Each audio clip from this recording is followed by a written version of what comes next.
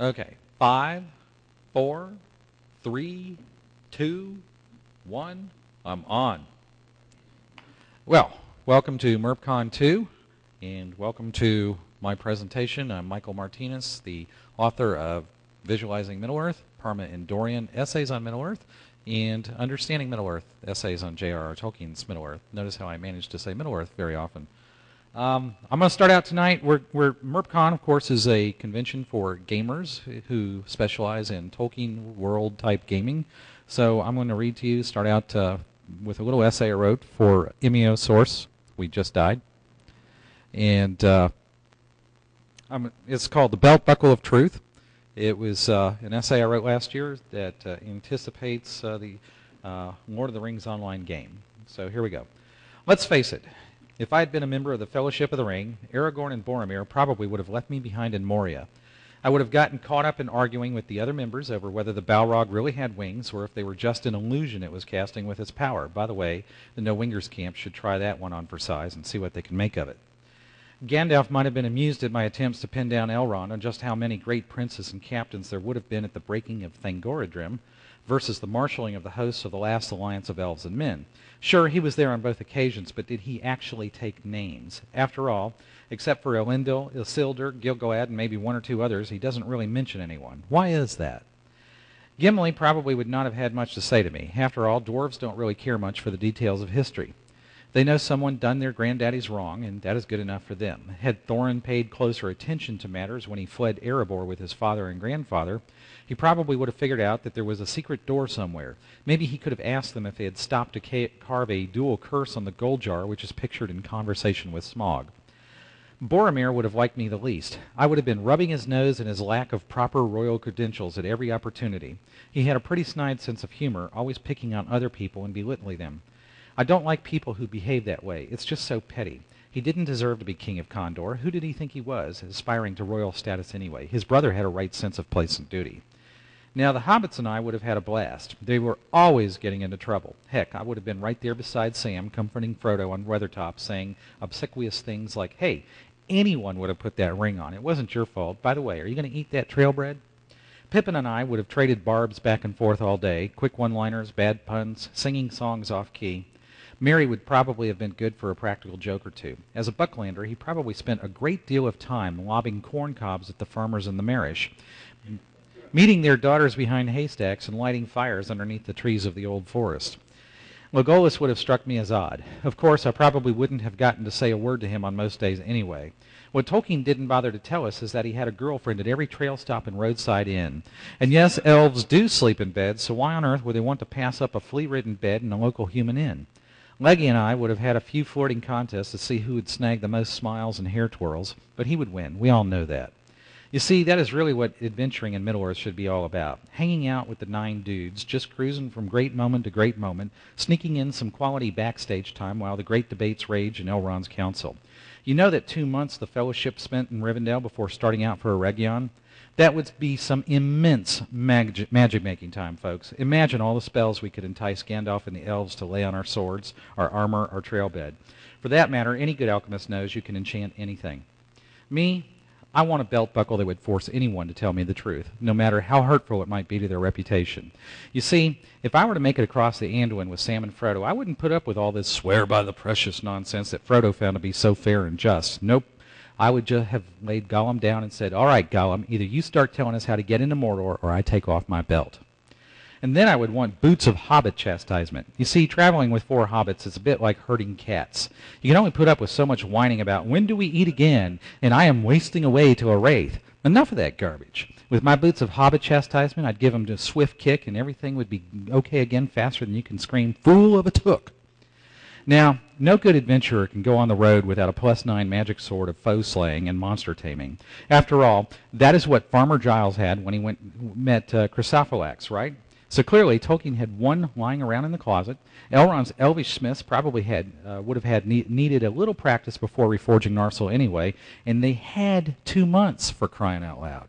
Add to that my leather jerkin of arrow repulsion, so no one would mistake me for a big warrior or a dumb wizard in robes. My backpack of endless useful items. A full set of dishes, a tea set, a tablecloth, cheese, crackers, cookies, ambiguous leafy green things, bread, milk, onions, potatoes. Was there any room for anything useful on that poor pony's back? After all, oh, I'm sorry, I just skipped half the paragraph. Let me back up here. Can you imagine Sam trying to pack Bill the pony with all the crazy stuff hobbits carry? Ooh, I really messed up. Can we back this up? Okay. All right. Now, oh, okay. You want me to start it over? No. Okay. All right. Now, I know. Now, no good adventurer can go on the road without a +9 magic sword of flows. That's really easy for me to say. Now, no good adventurer can go on the road without a +9 magic sword of foe slaying and monster taming. After all, that is what Farmer Giles had when he met Chrysophylax, right? So clearly, Tolkien had one lying around in the closet. Elrond's elvish smiths probably would have needed a little practice before reforging Narsil anyway, and they had 2 months, for crying out loud. Add to that my leather jerkin of arrow repulsion, so no one would mistake me for a big dumb warrior or a dumb wizard in robes, my backpack of endless useful items, my rope of everlasting tension, my self-heating cooking pots and pans, my +5 whip, and my fishing net of sustenance, and I would be set to go. Can you imagine Sam trying to pack Bill the pony with all the crazy stuff hobbits carry on their road trips? I mean, silk hankies, white cakes, beer, ale, wine, a full set of dishes, a tea set, a tablecloth, cheese, crackers, cookies, ambiguous leafy green things, bread, milk, onions, potatoes. Was there any room for anything useful on that poor pony's back? After all, the party could have used a tent of many rooms, impervious to both rain and hail, and capable of sustaining up to 4 inches of snow. 2 months is just such a long time to sit in Rivendell doing nothing but twiddling your thumbs. I would have driven Gandalf nuts with my constant, when are we going to leave? Not just yet. So, can I get you to cast some spells for me? No. Now leave me alone. I would have had it all worked out, too, assuming Elrond had 4 alchemists and a couple of magicians sitting around the house, swapping lies and old stories. I could have had them churning out magical glow-in-the-dark at will, armor for the hobbits, a couple of fly spells later, and we'd all have breeches of fast travel. Forget the eagles, we're soaring over Mordor on the wings of elven bell-bottoms, dudes. It's so righteous. Legolas would have had 2 quivers of multiple critical arrows, a couple of explosive fireball arrows, at least 1 arrow of teleportation, and a bow of defense with a +25 shield, and a full set of deflection bonuses. No orc arrow would ever come near him. Boromir's Sillyhorn would have been replaced with a fully symphonic bardic sound system and a leather cap, completely embedded with spells of sound control, ambience setting, and momentous declarations. He would have had a cloak of total warmth, a belt of deflection, and a saddle of shadow steeds so that he could ride across the mountains and bring help if necessary. Now, Aragorn would need something special. Being the rightful king and all, I would say he deserved more than the cheap junk I've mentioned so far. To begin with, to go with Arwen's banner, he would need a proper sky ship of cloudbursts capable of carrying up to 4,000 men and stocking enough provisions to feed them for a year. It would travel 100 miles per day and reach altitudes of 25,000 feet.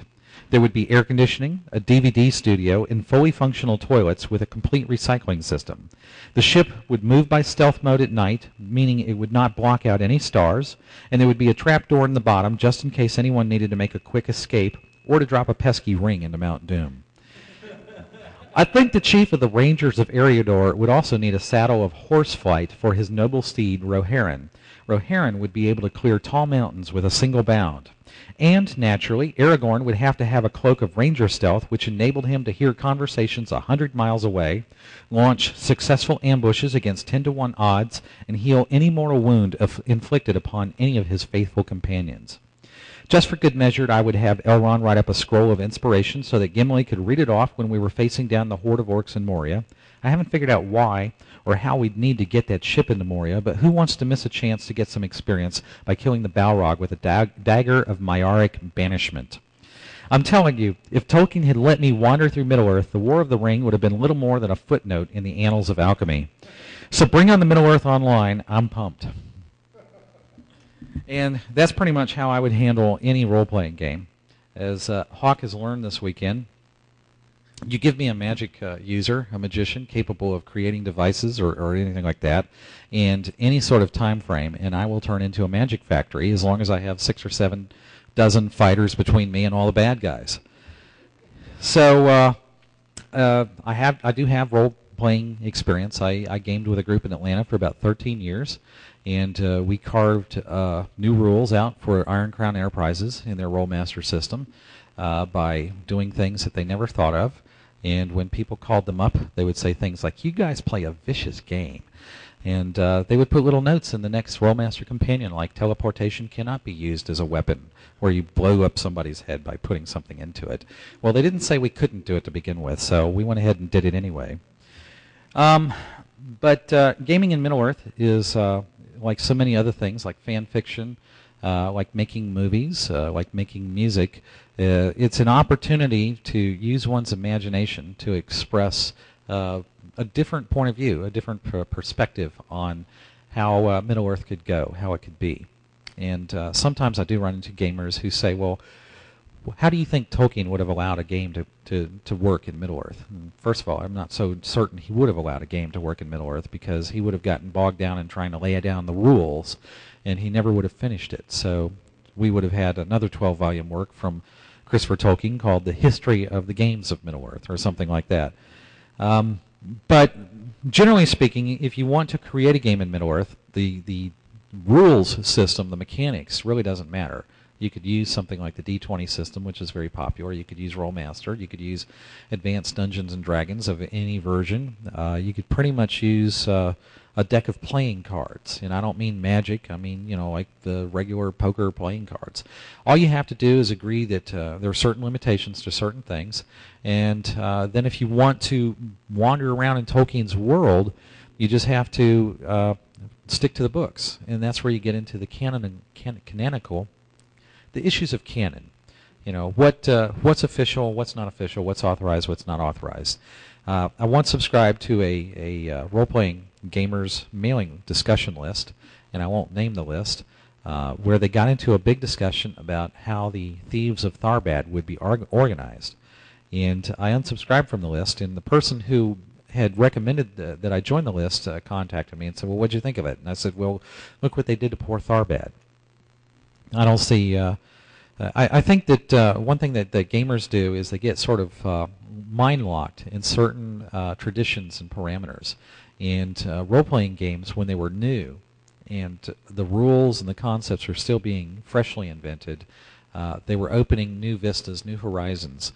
But as happens with everything, we get comfortable with our old shoes as they get older, and then we start wearing them over and over again, and we stop innovating. And it's okay to have thieves in Middle-earth, because they did have thieves in Middle-earth, but hobbits are not very good thieves. And one of the injustices that have been raked upon Tolkien by gaming systems is that they make hobbits into such good thieves. They're not very good thieves. They're too homebodies. I mean, they don't want to go out and mess with the status quo. They want to keep the status quo. So they're really terrible thieves. They're probably much better warriors than people give them credit for, because for one thing, they can ambush you in endless hordes, as anybody who's read the end of the book, The Lord of the Rings, knows. If you give a hobbit a magic device, he's going to use it in ways that you probably wouldn't even think about. You know, Gollum, he was an exception, I think, because he took the ring and he just went and dug himself a hole under a mountain and stayed there. Bilbo got a hold of the ring and he became a major hero. Frodo got a hold of the ring and he took down a major power. So rings of power in the hands of hobbits are very dangerous things, far more dangerous things in the hands of, say, kings of Arnor and Gondor, because Isildur really didn't do anything with it. He was just pretty much a total wussbag. If I were to put thieves in Middle-earth, I would not really organize them in a guild. That's too medieval. Now, there are certainly a lot of medieval concepts in Middle-earth, and Tolkien had a great deal of knowledge about medieval Europe and medieval Mediterranean, but he didn't limit himself to medieval Europe and things like that. He drew upon ancient sources and modern sources, and I think that his concept of thieves would be a little different. The thieves would not be totally organized in huge guilds, I think they'd probably work in smaller groups, and they probably would not be as well coordinated. The reason being that thieves there is no honor among thieves. You know, that's an old D&D tradition, which I don't think many gamers really honored too well.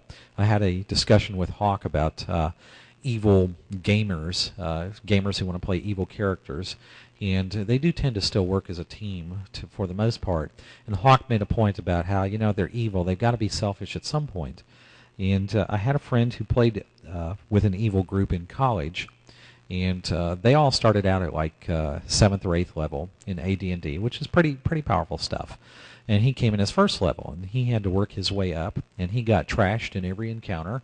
But AD&D would let you go in, and you'd hit something, you'd get squatted, and as long as you were healed back to health, you'd get a lot of experience points and go up in levels.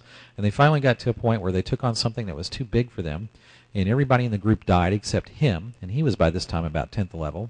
And he killed the last monster and ended up with all the treasure, and all the players are sitting around the table, and they go, "Okay, so you're going to take us back to town and get us resurrected, right?" And he goes, "No. I'm going to keep the treasure for myself, and you guys are going to have to roll up new characters and come in as first levels." And that's the way you play an evil character. In Middle-earth, I don't think evil characters would stay grouped together for very long. I mean, depending on what time frame that you're dealing with, let's take the Golden Age of Gondor. There's gold everywhere, jewels lining the streets of Gondor. You know, you got to stay pretty much on the fringe of the civilization, because if you go into the inner area, the real criminals are not going to be the low-life, wall-crawling thieves. They're going to be the nobles, the guys who have become corrupt and who are controlling everything else.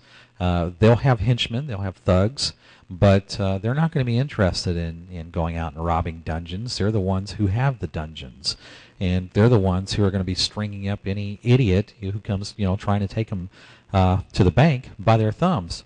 So thieves in the Golden Age of Gondor are more than likely going to go raiding other people's and then sneak back into Gondor and use Gondor's power as a protection, a defense. At least in my opinion, that's what I would do, because historically that's what a lot of thieves did. We called them privateers. Some other countries call them pirates. Sir Francis Drake was a famous privateer for England, and the Spanish really hated him because he was an infamous pirate. Thieves quite often do get used in role-playing games to execute political actions, and I think that Middle-earth would rely heavily on thieves in many different periods.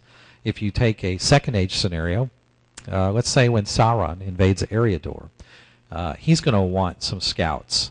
And we know that the guys living in the forests along the river, who were the ancestors of the Dunlendings and the Men of Bree, helped him to a certain extent. But what if there were some evil guys living up around the Adonic villages who were basically just robbers, and they were tired of starving and being hunted down by their kin, and they saw this huge army coming, and they go up to them and they say, "Hey, we'll be glad to sell out our relatives for you if you just give us a little gold." I mean, is there historical precedent for that? Absolutely. The ancient Greeks fought the ancient Persians in a place called Thermopylae. And just a few hundred Spartans and a few thousand other Greeks lined up in a little valley and blocked 100,000 Persian soldiers for 3 days until a local shepherd sold them out and showed the Persians how to march over the mountains and come in behind the Spartans. And the Spartans then told all their Greek allies, "We've been betrayed. You're more than welcome to go home and save yourselves so that you can live to fight again another day. We'll stand guard in the rear, we'll do the rear guard action and make sure that you get time to get away." The Spartans and I think about 1,100 other Greeks stayed behind, and they were all killed. So that's not the only incident where someone has betrayed their own people for money, but I think thieves would probably be those kinds of brigands and robbers who take advantage of people in a bad position. And sometimes they would be orcs. Orcs are often portrayed as thieves and robbers in Tolkien stories, but sometimes they're also men, because they're evil men who set up, little band kingdoms and things like that. And when a big, powerful Dark Lord comes along, they tend to flock around his banner. So if I were to play a game with evil characters in Middle-earth, I would probably want to be the Witch King, as the game ref, who hires this band of thieves to go out and harass the Dunedain of Arnor, or maybe to go down into the Vales of Anduin and harass the Northmen, because his kingdom Angmar was situated on both sides of the mountains. If I were role-playing a good party and somebody wanted to play thieves or something like that, I'd say, okay, but you'd have to be a reformed thief. You can't start out as a bad guy who eventually becomes reformed, as often happens through role-play. You have to come in reformed. And the reason why I would do that is no good person would really trust a thief in Middle-earth.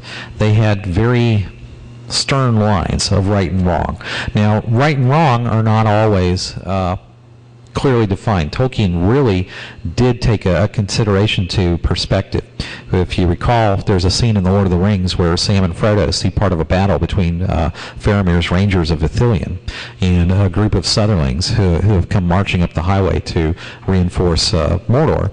And one of the Southerlings is killed and his body rolls down the hill, and Sam looks at him and he wonders, why is this guy here? Why did he march all the way to this land just so he could die? Was he compelled to do so, or did he come for lust of gold or something like that? Maybe he was a mercenary or something like that. But the implication is Sam leaves some possibility in his mind that the guy really wasn't evil, that he might possibly have been thinking that he was doing a good thing. And there's a recent story on Stargate SG-1, which I watch every week, with two groups of ancient beings. There are the ancients who have ascended and become sort of godlike beings, and then there are the Ori in another galaxy who have ascended and become godlike beings. And when we first meet the Ori, we are told that they're very evil, and we're shown how they basically torture anyone that they disagree with and want to kill everybody that they disagree with.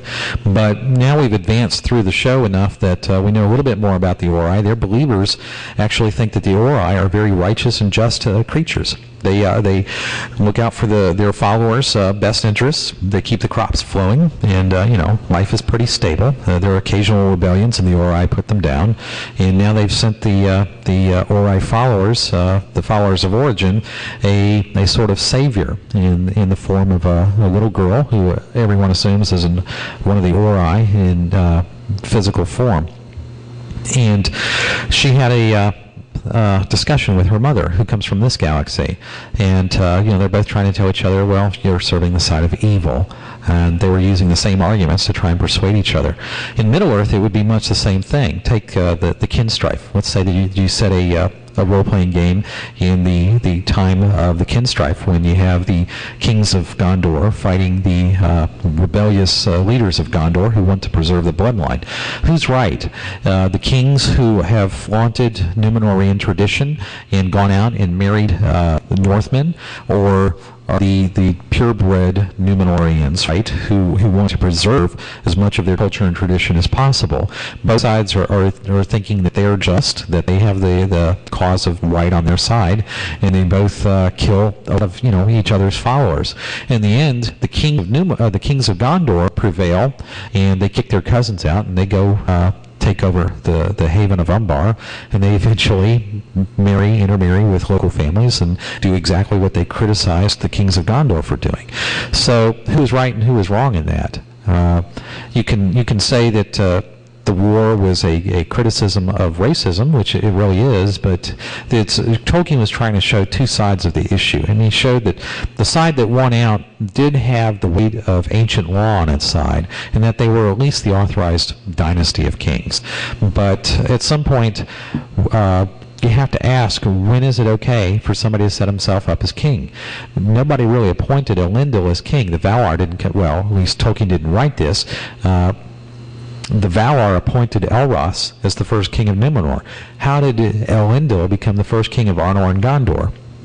And when the rebels fled to Umbar, they set up a dynasty. Was that dynasty legitimate? How did they become kings? I mean, why was it okay for them to do that? Or if it wasn't okay for them to do that, why was it not okay for them to do that? So if you have a role-playing game set in this time frame, it's okay to put a player group on either side. Either side can be portrayed as good or evil, because either side at that point in time is fighting for the cause of Gondor. They're fighting for control of Gondor. It's more of a political situation than it is a moral moral right and wrong situation. Eventually, Umbar becomes subservient to Sauron, and then they become subservient to evil. So at a later time frame, if you have a player group coming out of Umbar, they're going to be evil characters. But at the time of the kin strife, you basically have good people, or once good people, or people who are just sliding into evil, moving down to Umbar and taking over. So what happens to the former ruling families of Umbar if they're still around? I mean, Umbar has been a part of Gondor for a long time, but is Umbar an evil city, or is it a good city being taken over by evil people? So there's a lot of room in Middle-earth, in my opinion, for flexibility in determining who's good and who's bad at what different time, and where the people are going to come from that are playing in the scenarios. So that's my synopsis of little guidelines that I would use in defining a game for Middle-earth. It doesn't really matter to me what the time frame is. I mean, in the first stage, let me say this: if you go back to the first stage of Middle-earth, you pretty much know that the bad guys are mostly aligned or controlled by Morgoth. The good guys, it's not clear who the good guys are the Fëanorian Noldor good guys. They end up attacking elves 3 times. So, they're not always on the side of right. On the other hand is Thingol, the king of Doriath, a good guy. Well, he seems to be a pretty good guy throughout most of the history of Beleriand, but then he decides he wants the Silmaril, and whoever wants the Silmaril is not really a good guy. So you have moral falls throughout the first stage, and therefore, if you're going to have a group of player characters operating in the first stage, I think you have to subject them as a game ref to moral temptation, and you have to exert some pressure on them. It would not be totally fair to the players, because players want to decide my character is going to be good or my character is going to be evil. But sometimes the participants in the events of the first stage didn't really have that much of a choice. Their free will was, let's say, strongly influenced, if not completely taken away from them, by powers greater than them. And I think that if you were to set a role-playing game in the first stage, that the game ref would have an obligation to try and influence the players to do evil things, even if they didn't intend to. Like Turin Turambar, he didn't intend to do anything evil, but he committed some horrendous evil. And, just pretty much every choice he did went wrong. And a game ref would have to be pretty sneaky. And if he wanted to curse a group of good guys, you'd basically have to have 10 or 12, Turins running around just slaughtering their own people or leading them to devastation and ruin. So it would be a dangerous choice, I think, for players who wanted to achieve real good in the first stage. It's a hopeless period, and a good game ref could not allow them to really achieve a whole lot of long-lasting success. You can't overthrow Morgoth. You can't kill Sauron. You can't defeat the Fëanorians. You have to limit what those player characters would be capable of doing. On the other hand, you can't have them side with Morgoth and then come in and trash Doriath. Doriath has to be trashed by the dwarves and by the Fëanorians, because the history is pretty much locked in place. Or you could say, well, it's not Tolkien's Middle-earth, it's our Middle-earth, and it's like an alternate history Middle-earth, and then you can really free things up and go off in different directions. But if you do that, you divorce yourself from the rest of the history, and you can't carry it forward on the basis of Tolkien's history, which is okay. You just have to understand going into that if you're going to stay with that game world, and some people do stay with game worlds for 10 or 15 years or longer, that you're going to end up writing your own history for it. And then, are you really role-playing in Middle-earth? Or are you just role-playing in some other world that physically looks like Middle-earth but has a completely different history and the cultures evolve differently? So where do you draw the line so that you continue to play in Middle-earth if that's what you really want to do? And that's just one thing that really makes playing in the earlier parts of Tolkien's history really difficult. But because at some point in time, you're going to come into the multi-universe conundrum, where if you allow the player characters too much influence, they're going to change the course of events, and you're no longer playing in Tolkien's timeline. So now, if anybody has any comments or questions, I'll be glad to respond and say something. Whatever.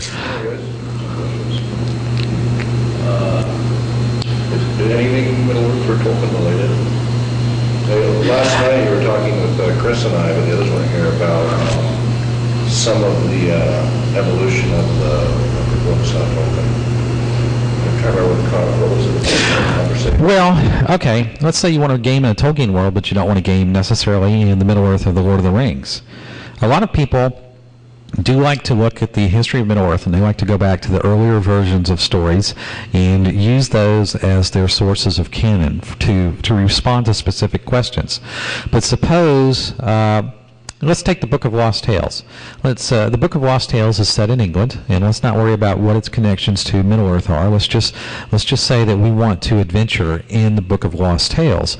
It would be pretty easy to get a map of England, and a geographical map of England. You wouldn't want one with all the modern cities on it, but you could march your player characters around the map of England and have them interact with the characters and cultures that are in the Book of Lost Tales. Now, if you wanted that world to continue, what would you do? You can no longer take them into Middle-earth unless you have like a portal between universes or something, because the events of the Book of Lost Tales do not progress directly into the events